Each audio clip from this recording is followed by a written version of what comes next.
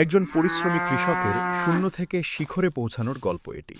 এই গল্পটি আমাদের শেখায় যে সঠিক পরিকল্পনা, ধৈর্য আর বুদ্ধিমত্তা থাকলে ভাগ্য বদলানো সম্ভব।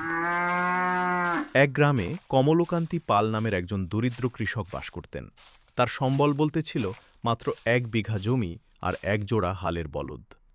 কঠোর পরিশ্রম করলেও দিন শেষে তার অভাব ঘুচত না।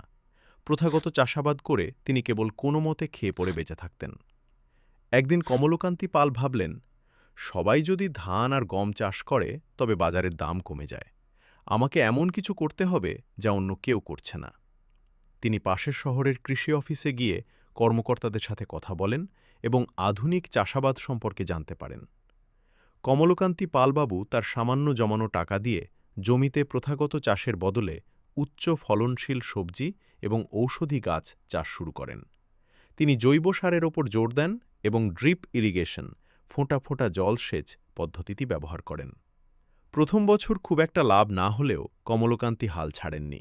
তিনি বুঝতে পারেন, সরাসরি বাজারে পণ্য বিক্রি করতে পারলে মধ্যস্বত্বভোগীদের কমিশন দিতে হবে না। তিনি নিজের উৎপাদিত সবজি সরাসরি শহরের বড় বড় রেস্তোরাঁ ও সুপার শপে সরবরাহ করার চুক্তি করেন। 3 বছরের মধ্যে কমলকান্তি পালবাবুর ক্ষেত ভরে ওঠে বিদেশি সবজি, যেমন ক্যাপসিকাম, ব্রোকলি আর উন্নত মানের ফলে।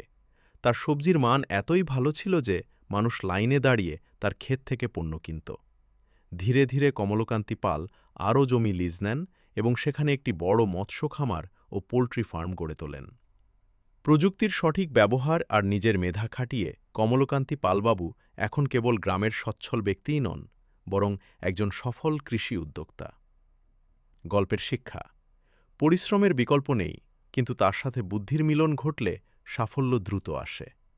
পুরানো পদ্ধতির বদলে আধুনিক প্রযুক্তির ব্যবহার জীবন বদলে দিতে পারে। সরাসরি বিপণন বা সঠিক বাজারজাতকরণ মুনাফা বাড়িয়ে দেয়।